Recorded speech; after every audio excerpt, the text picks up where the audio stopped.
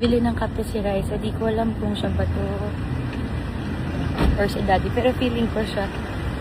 Nilang niya kasi ako ng kape. Daddy, si Raisa bumili. Pwede po ba sakay? Ay, oo nga.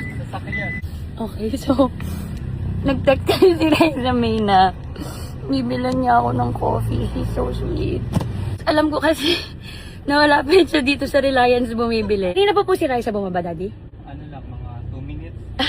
Isan siya papasok dito po? So dapat, paano ko kaya? Kanina pa kasi kami magkausap, Daddy. Tinanong niya po ako kung anong gusto kong order. Lilibre niya po ako. Ayan na siya. Ayan na po siya. Ayan na po siya. She's so sweet.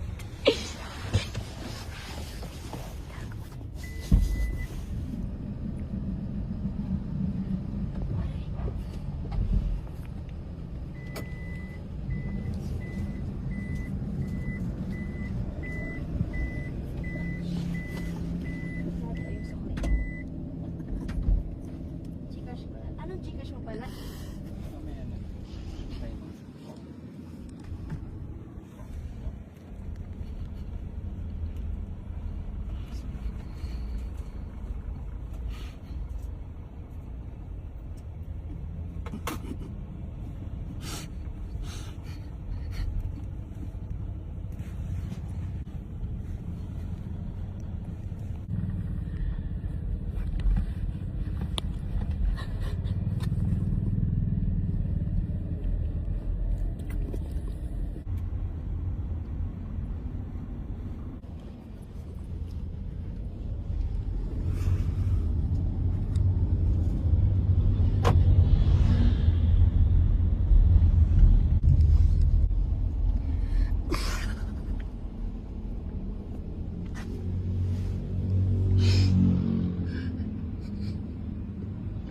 Alam ko, hindi mo pansin.